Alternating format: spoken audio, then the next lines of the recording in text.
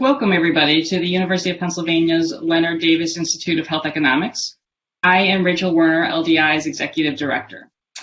During the COVID-19 pandemic, LDI has been hosting a series of virtual seminars covering issues related to healthcare delivery, and the expected fallout from the pandemic. In today's virtual seminar, we are going to be discussing an epidemic that existed before COVID ever came to be, which is the opioid epidemic, and discussing the challenges that COVID has created for treating people with substance abuse disorder.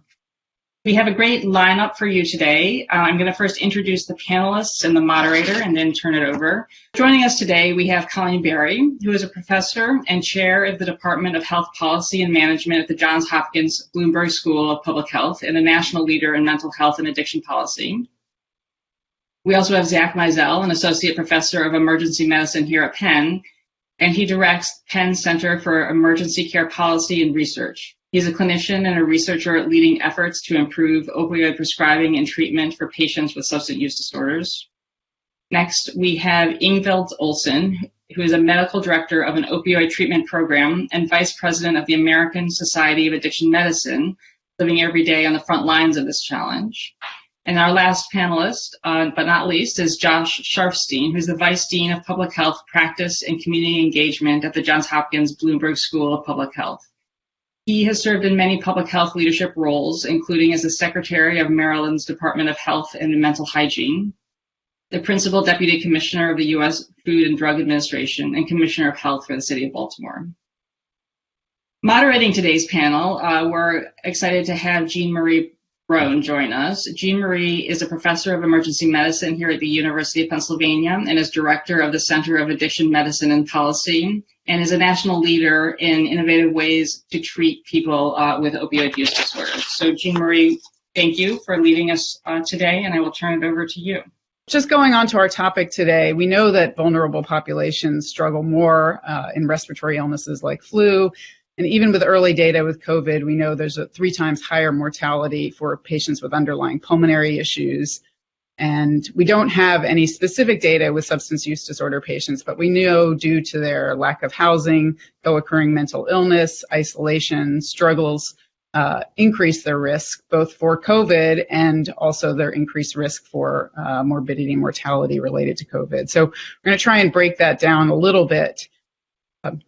I wanted to start with a story, some of the opportunities that we've had in the setting of this new crisis has been liberalized regulations in prescribing. So our first patient that we were able to initiate care with buprenorphine via telehealth and actually telephone prescribing was a young woman named Tanya who had just delivered a baby in late March. She felt uncomfortable leaving the hospital without getting back onto treatment, and so we were able to initiate her care. She's been engaged in care for the past 6 weeks, seeing her provider weekly, taking care of her baby and working. At her last visit, she reflected to my colleague, her doctor, "While I was pregnant, I was wishing the world could stop so I could get my life together, and it has." I think moments like that really underscore the opportunities that we have to change policy with this new crisis. And I just wanted to start with a clinical question to Ingvild. As the medical director of an opioid treatment program, what are you seeing as the most pressing challenges that COVID-19 has created for patients in your program and for the providers in caring for those patients? When this all started now about 2 months ago, I think that there were significant challenges for patients in terms of their increased stress level related to their own concerns about their becoming infected and what that might mean for them in terms of the severity of the COVID-related illness that at that point, we had so little information about, only knowing that, people who had underlying health conditions, people of older age, were at much higher risk of developing severe infection and then mortality. We had patients who were coming in and saying, how am I going to, what are you going to help me with? How are you going to help me continue to get the medication, whether it's methadone or buprenorphine, because we provide both? How can I continue to get my medication safely without my having to come in here every day, or without my having to come in here, kind of multiple times a week? So we had to really pivot very quickly to make sure that we could take advantage of the federal guidance that then came out in mid-March to really reduce the number of patients that we were seeing on a daily basis, so that we could make sure that the stress levels that patients were expressing to us, and very rightfully so, that we were able to kind of address that anxiety. We also, we have a large population. We treat about between 600 and 700 patients a year on a static basis. That means we actually see between 250 and 300 patients a day, and trying to actually then promote social distancing, physical distancing within that setting. That was a big concern for us as the providers, because the providers, whether it was our counseling staff, our medical providers, our front desk staff, were extremely anxious about their own risks of developing COVID as well. So, I think that stress and the anxiety levels, they have not abated. They may have, changed somewhat. We certainly are hearing that there are still patients who are, they're still using, whether they were using before this happened. That use has not necessarily diminished. And in fact, we've had some patients who have been fairly stable for long periods of time, who, because of the stress of isolation, of financial burdens, because people have lost their jobs, because of really losing some of that connectedness that has kept their recovery intact, they have now relapsed. We had one patient, an older gentleman who, he came in, he's been really stable, and he came in and said, I need more support. I need more assistance because I started using again. So we've actually had patients who have come in and self-reported their relapse. We had to, as a result of COVID and not being able to continue counseling services with the appropriate social distancing and with the appropriate PPE, which we have such limited PPE for our providers. We had to put on hold our intensive outpatient program, our group counseling sessions. We're now really doing only crisis individual counseling sessions, which has put a big stressor on not only the patients who are asking for more contact, but then also our providers who are not really used to telehealth type visits, even though we've been incorporating a tremendous amount of phone calls, phone contacts, trying to do as much audio visual as we can, given the limitations that not only our providers, but also our patients have with respect to those types of platforms. So it's been, I think the stress and the anxiety is really something that we're all feeling. And, particularly now as we look to even states, whether it's in Baltimore, Maryland, other states across the country, what we've been hearing is, we are balancing risks, and as more opening happens, balancing the risk of inadequately treated opiate use disorder, risks of, overdose and relapse, and then risk of COVID exposure. That balance is just going to get tougher and tougher. Zach, as Ingvild alluded to this stress and mental health challenges, it's fascinating. You and I have worked in the ER for quite a while. Every other time there's a health panic, like a meningitis scare, people flock to the emergency department for reassessments and concerns. Even when there's flu outbreaks, people come to the emergency department to see if they have the flu. How has the census changed for emergency conditions? And how has it changed for opioid use disorder in the emergency department and the pre-hospital setting now? So in the emergency department, it's interesting. We, has been widely reported, volumes, are down across all healthcare use, but emergency departments in particular, despite the fact that COVID-related cases are not necessarily abating, our emergency department, volume is down about 40%. And that's been reflected across the country as far as I know.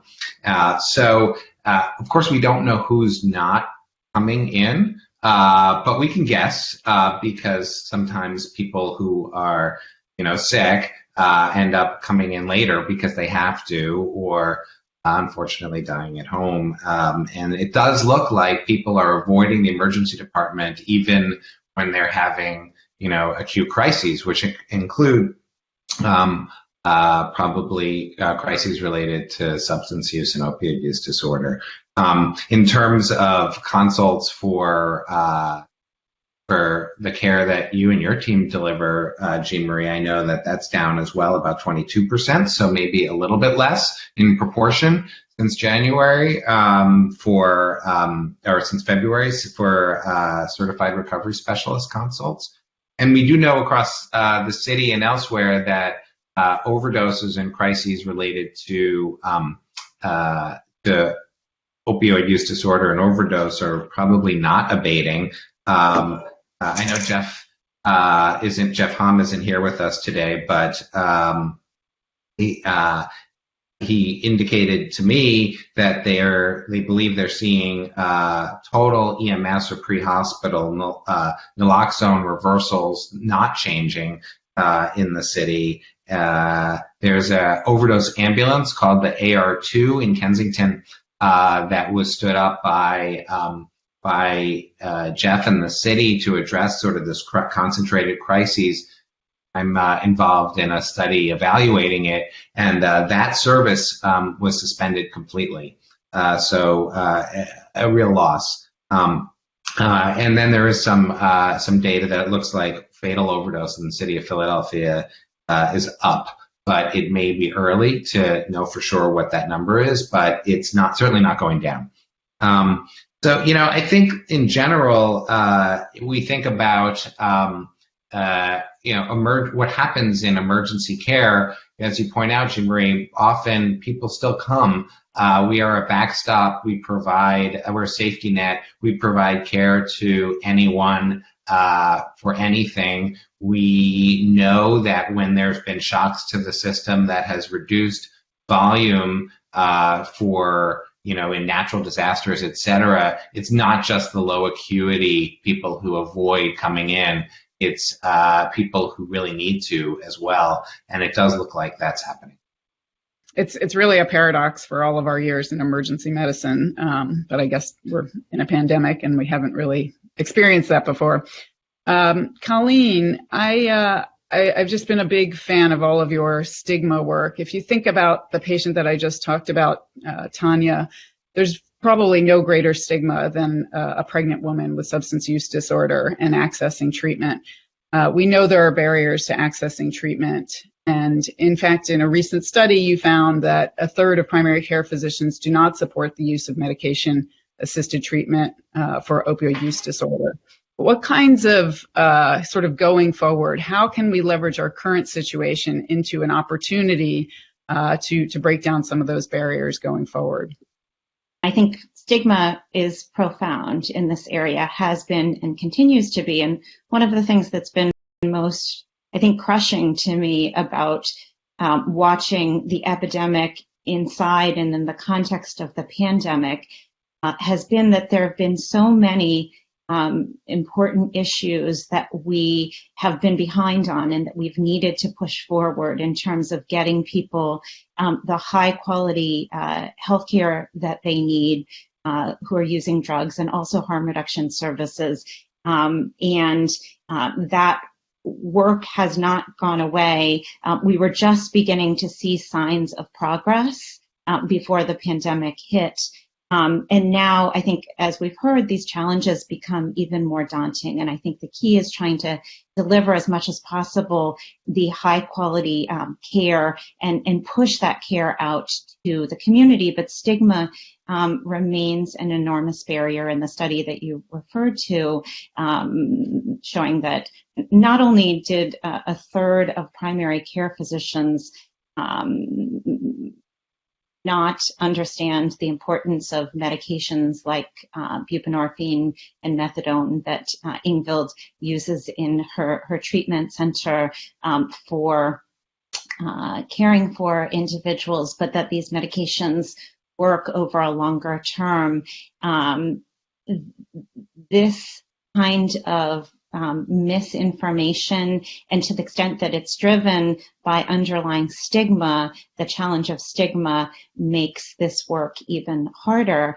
I will say, and hopefully we can talk more about this, there are some fascinating opportunities, though, that have come out of the pandemic for fighting stigma. One of the major challenges that we face is regulatory challenges. I think I sat on a National Academy of Medicine consensus panel last year looking at medications for opiate use disorder.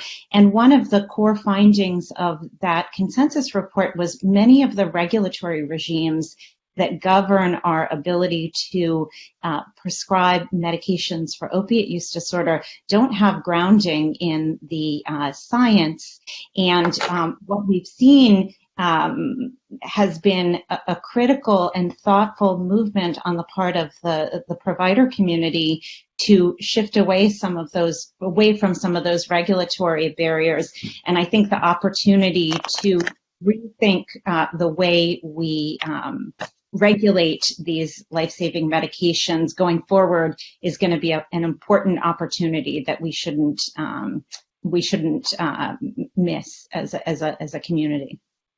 That's a great segue to Dr. Sharfstein. The federal regulations have been relaxed, as we're talking about, regarding both the DEA and SAMHSA allowing buprenorphine prescribing over the phone or via telehealth, and treatment programs providing longer doses of methadone, longer durations of methadone without needing daily pickups. How have these liberalized regulations, are they having the desired effect? What are the dangers? What do you see likely to happen post-pandemic? It's a really important question. I don't think the answer is fully in yet. It's a really important question to get the answer. What is actually happening? We know that a lot of programs like Dr. Olson's program have been able to shift their approach and keep a lot of people in treatment. So just based on that, they've been successful. You know, we haven't been reading a lot of headlines about massive outbreaks at opioid treatment programs, which I also consider good, although we don't know for sure everything that's happening. So I think in the initial phase, some of these have had the important desired effect. But I think you're raising a couple very important questions, one of which is whether they'll be continued. You know, are we going to be able to base decisions on good information, whether they'll be continued? And I just point out that, like, as Colleen said, we don't have these regulations because there was some evidence-based process that came up with them and said they were necessary for public health. We have them because of a legacy of, you know, a lot of stigma and terrible laws that go back a century that really said it's just much more dangerous to prescribe opioids to save people's life than it is for any other purpose. And so, you know, for drug treatment. So it's not like we have an evidence base for why we were doing things the way we were doing them. So we have to think like this is an opportunity to rethink that and actually develop a real evidence base for what we could do. Jason Cherkas had a great op-ed, I think it was in the Washington Post, about mental health treatment. And what he said was, you know, in the pre-COVID era, if you were really not feeling well and potentially suicidal, you had to go to the ER, you had to wait for hours. It was just this really unpleasant experience. And now in 2 seconds, you can get somebody on, you know, your phone to talk to. And that, you know, in his view is like, well, maybe that's a much better way to take care of people when they're in crisis than forcing them to get up and go all the way to the hospital and all these things that exist just because of the system and not because there was a rationale for them. So I think, you know, we have a chance to really rethink some of these things. I'm worried that, you know, they'll just go right back to the way things were without thinking. And I think that would be a mistake. I know, for example, in Baltimore, there's a team that basically has outreach workers that they're connected to, and if people need treatment, they can call in a prescription for buprenorphine and then follow them up the next day and the next day, all telephonically, which couldn't really have been done before. What a great idea. Somebody is right there with a community health worker getting treatment on the spot. And so there's some real opportunities that, I think it's really important for the field to pursue, for the researchers to study, and then hopefully we can have actually a much sounder base for what goes forward, evidence-based, than what we had in the past. Let me just add one quick thing, if I can, which is, and Dr. Olson may want to comment on this a little bit more, but there are still a few loose ends for things that could be done better with the regulations. One of them is there's still a requirement for an in-person physical exam to start methadone. On the issue of the in-person visits, but tying it back to kind of this idea of learning from kind of the new world that we all kind of had to get thrust into. Certainly I would say that the overdoses that we have been hearing about and the drug supply that we've kind of been hearing about from patients and others kind of on the ground, fentanyl is still there, heroin is kind of making a comeback. And so I think the concern about, having a lot of medications, whether it's methadone or buprenorphine kind of available on the street, that really hasn't seemed to kind of impact what we have been hearing in terms of the overdoses. What we have been seeing is that patients are extremely thankful that they are now able to stay at home. They're able to actually practice that physical distancing. And that they're able to then really take care of themselves and their family members because we've been able to kind of give them longer periods of medication, and that they are grateful and thankful for the ability to then not have to actually kind of come into clinics as often.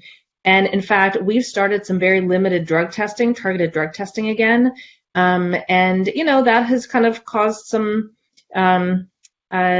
stress on its own, but we've had, like, for example, I heard of a patient today who came in and said, oh no, I am happy to leave a drug test because if this can mean that I can actually continue to only have to come in twice a month for my medication, I am more than happy to do that.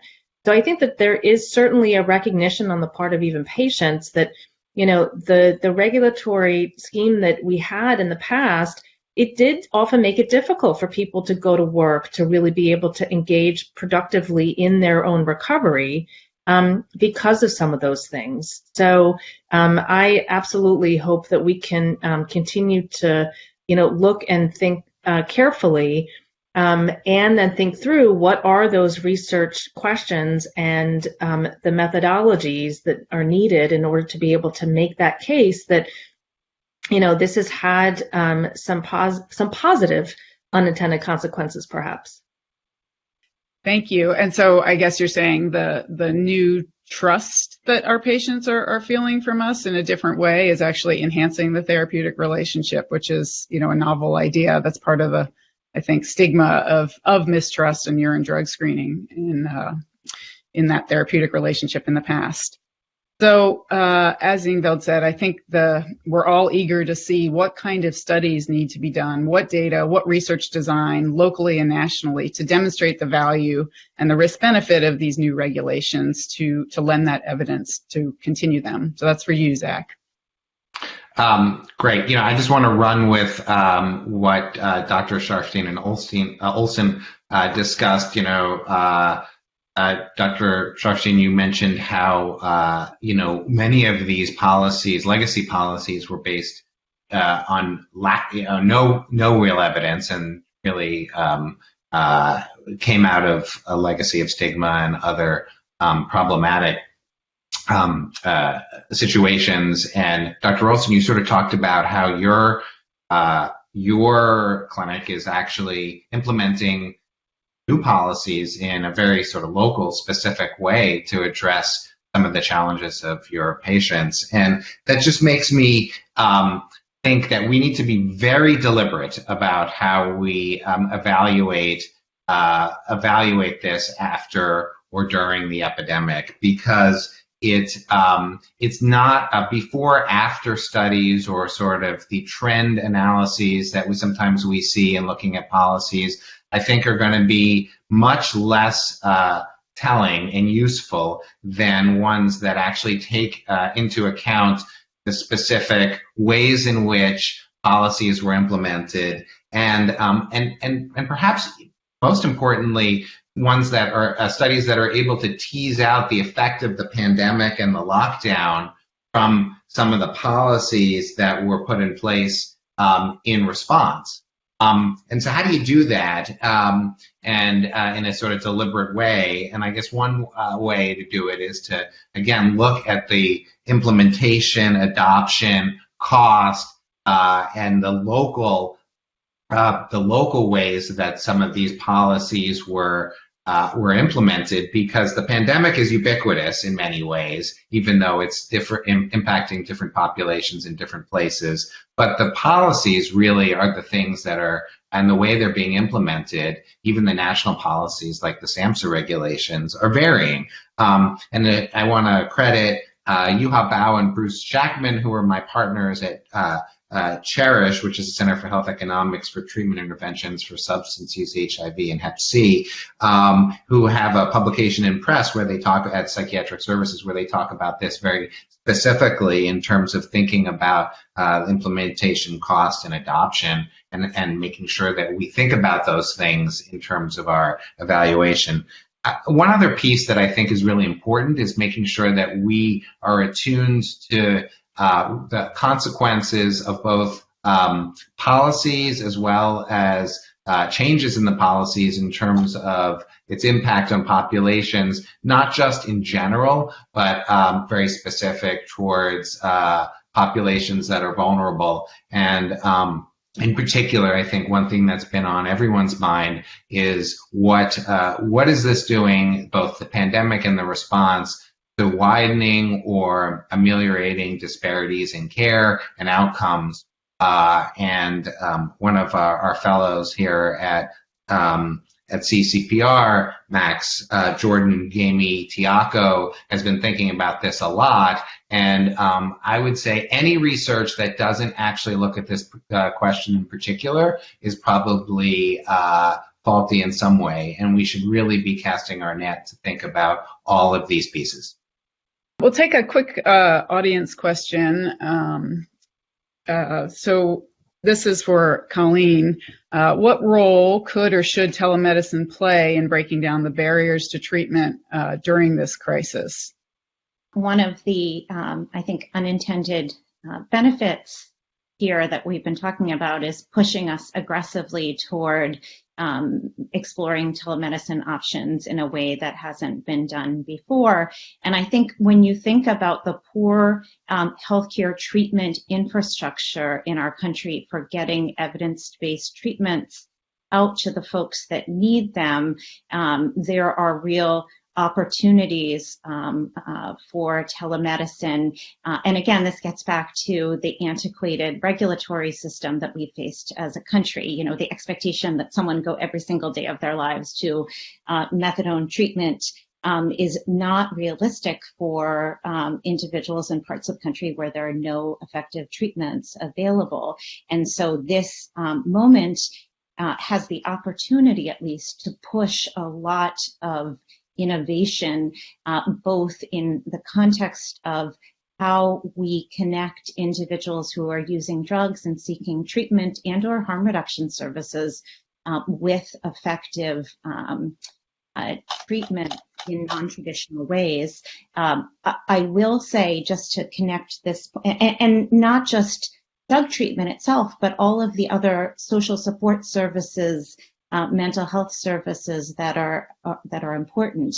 I will connect this back, though, to the point that Zach was making a moment ago, which is that we know that access to technology that's necessary for telemedicine to work is not equally distributed within the population. And so here again, the digital divide, as we've seen so profoundly in this epidemic, rears its ugly head again, and creates the opportunity to increase disparities in access to high quality health care rather than to narrow them.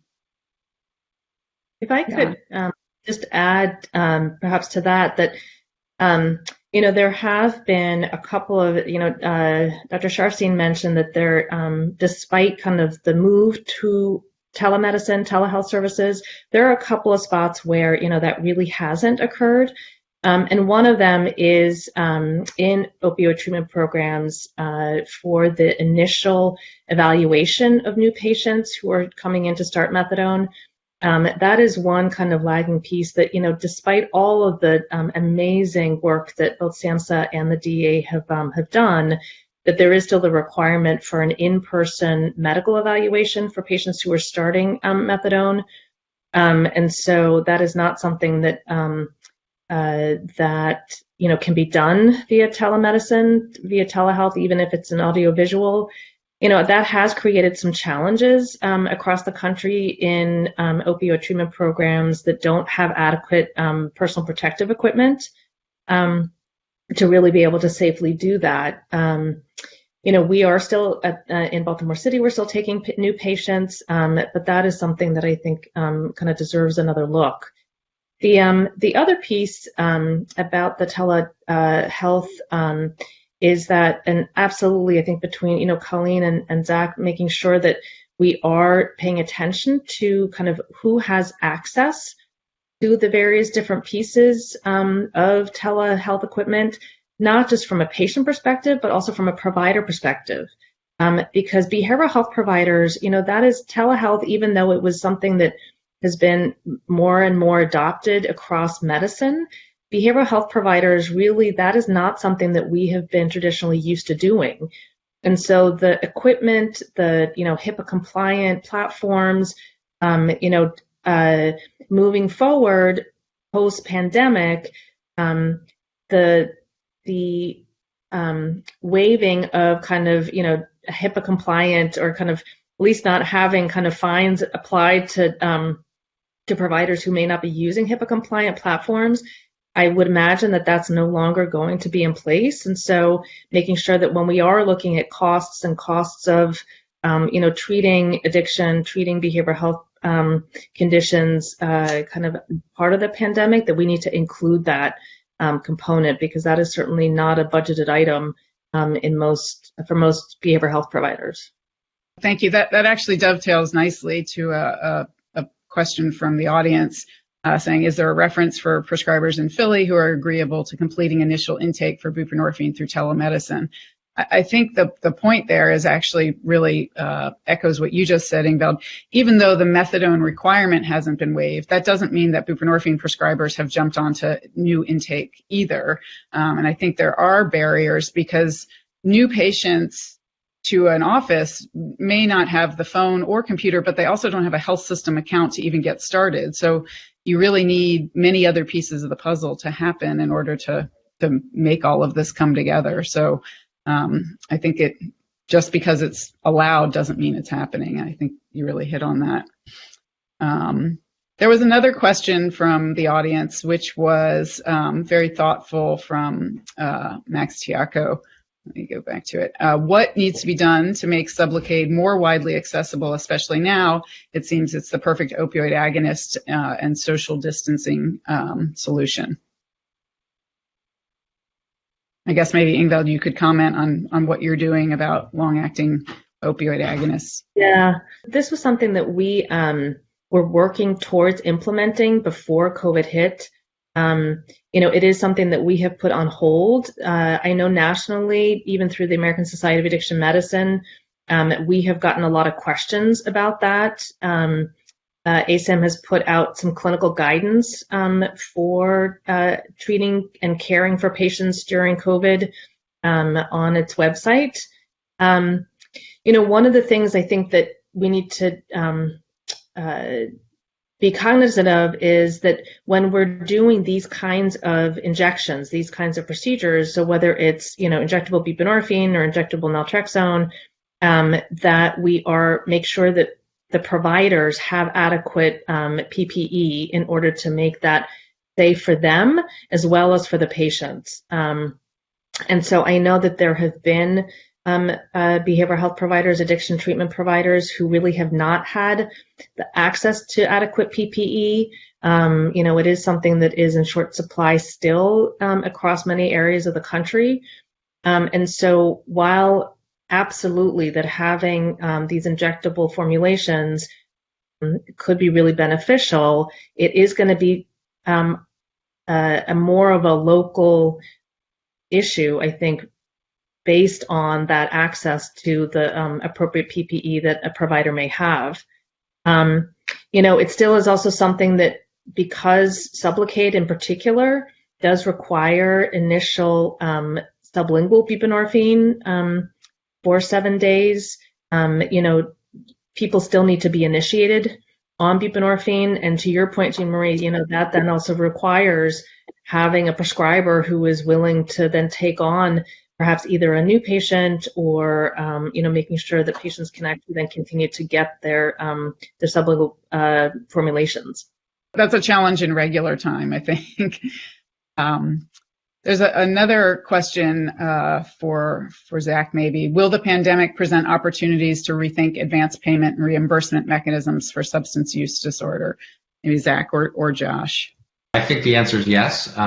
Josh, maybe you have more nuanced. I think in general, we know that payment policies for many different types of care are changing across the board, and there are new opportunities for altering regulations related to payment that could probably help us do a better job more efficiently.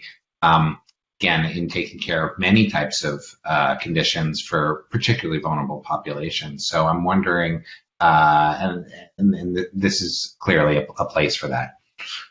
Yeah, I would just say that we're seeing, the limits of traditional fee-for-service medicine, a different kind of limit that, like, you have to change in some places and then the bottom drops out of your revenue. We're having a complete crisis for outpatient physicians, for surgery centers, for hospitals, many parts of the country. I think because of the quick work of SAMHSA allowing for telemedicine for a bunch of different things, that didn't happen for drug treatment quite to the same extent, which is good. I think that there are, though, obvious opportunities to say, if care can be provided differently, let's give some flexibility to the provider to figure out how to do that. And, it may just be easier rather than coming up with a, different rate for A versus B versus C, just to, pay a certain amount for patients and have some flexibility for the provider and then, measure the outcomes. That's probably a little bit away because I think the system has been patched right now. But coming out of it, I think there will be some opportunities in this area like there will be in other areas. Just to make the point that historically we've treated substance abuse from a financing perspective as a wholly separated system, and have lacked true integration to the detriment of the quality of substance abuse treatment in the United States. And so I think the real opportunity here from a payment and financing perspective is to move forward in a way where we're thinking about substance use treatment, just like we think about other chronic healthcare conditions, and truly pursue integration and the same kinds of performance incentives that we have set up for other areas of health. And to tie this back to stigma, I think the root of much of the separation was grounded in stigma. And being in a crisis moment like this brings the urgency of moving beyond and advancing a much more integrated financing system in this country for substance use treatment. And just to follow up on that, I think that's really important point. And one worry, I think, mine and probably of others, is that now that so many providers and healthcare systems are falling deep into this financial hole, with having to scale back on sort of high margin or lucrative procedures or types of care, are they going to be less willing to basically overcome some of that stigma and integrate behavioral health and substance use. If their eyes are really being focused at this point on just trying to recover and get out of a financial hole. And maybe the solutions have to be a little bit longer term, because the short term solutions are going to be, people are going to be distracted by trying to get back on their financial footing. If I could just kind of, follow up on that, in particular, that, all the 3.5 or so, I guess, kind of 4 stimulus packages that have come out of, Congress and the administration, have very rightly targeted hospitals, healthcare providers kind of on the front lines. I will say that opioid treatment programs, other behavioral health providers, are also in that bucket of healthcare facilities that are really feeling the financial hit based on, all of the various different pieces that we've either had to forego. So the in-person counseling sessions, intensive outpatient programming, all those different things. And while many states like Maryland have thankfully made the reimbursement for telemedicine and phone-only counseling sessions on par with in-person visits, that isn't uniform across the country. And at the same time, it is harder. We've had more challenges trying to connect with patients because some don't even have a phone.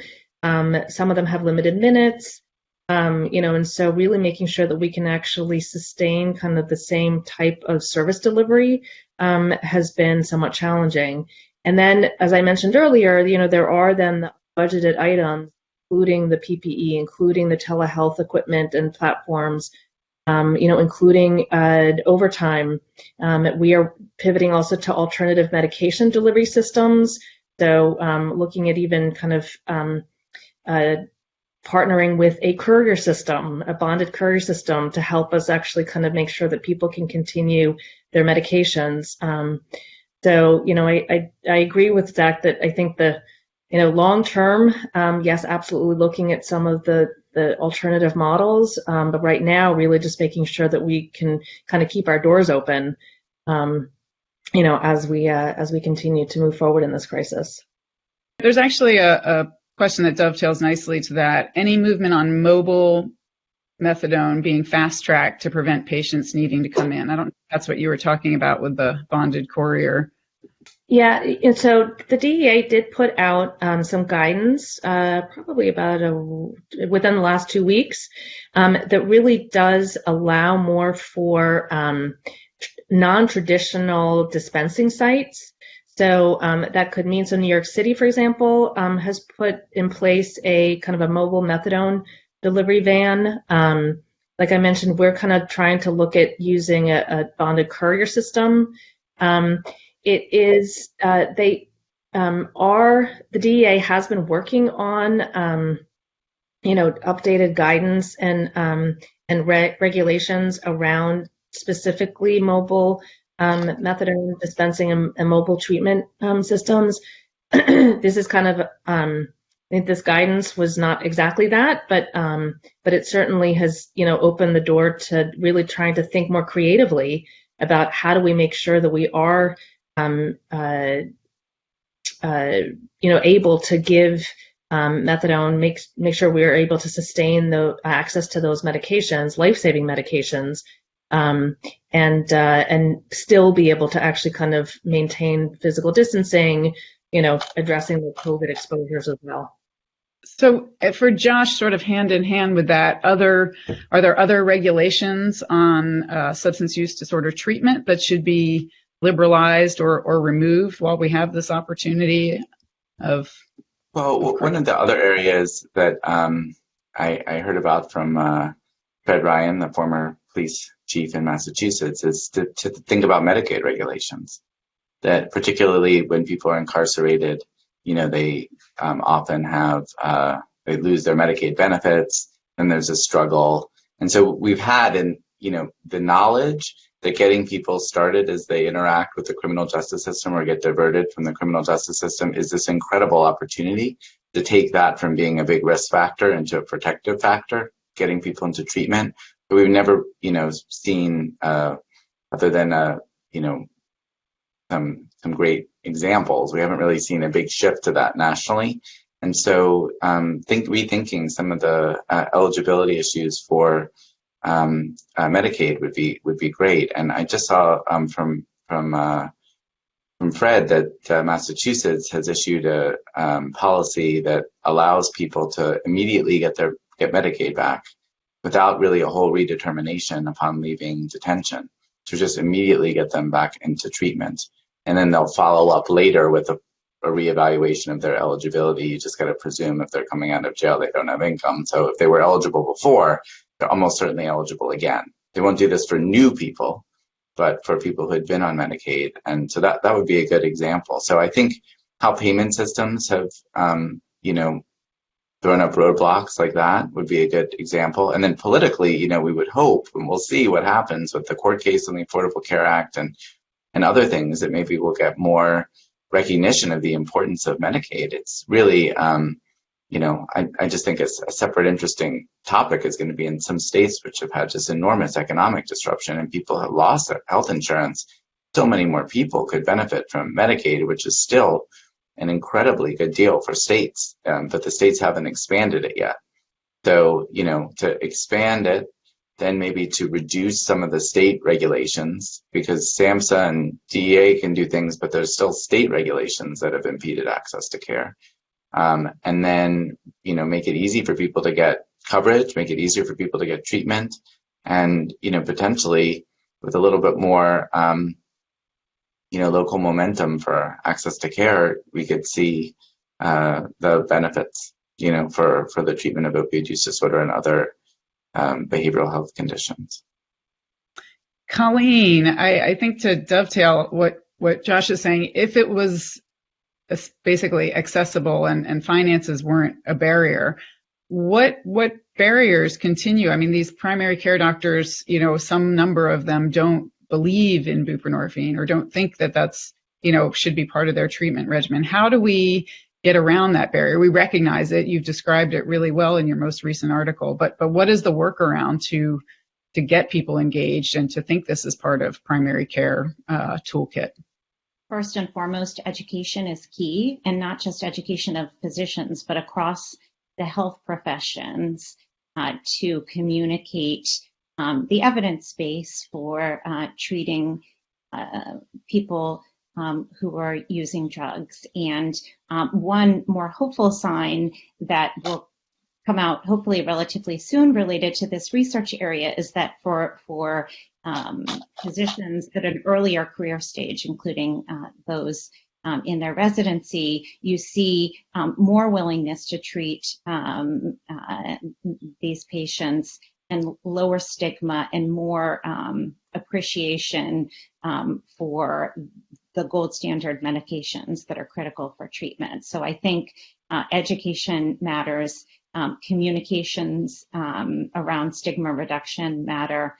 I also want to make sure our conversation allows us to think about harm reduction too, because we know that for many individuals that are not yet ready to stop using drugs, this is an incredibly precarious and dangerous time. And we're thinking about harm reduction now, I think, in two senses when it comes to supporting people who use drugs. The traditional sense, that is minimizing the negative health and social consequences of drug use. And I think we know that that's harder than it has been before the pandemic in terms of getting naloxone out there, getting syringe services programs able to connect with individuals in the way that needs to happen, but also harm reduction in a COVID sense, that is minimizing the risks of the virus transmission among people who use drugs. And I think, one thing that's so powerful about infectious disease is that when you think about this population, I think it's been very easy for the world to sort of disconnect and separate from the population of individuals using drugs.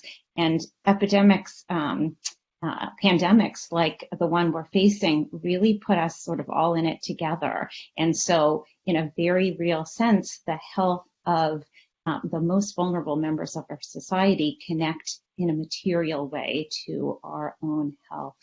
And so this suggests the importance, which always was there, of supporting individuals in every way we can. And folks who are using drugs also have incredibly unstable housing. So we're seeing some really innovative programs to connect people to services in the way we should always do, but somehow it's more real in the context of infectious disease.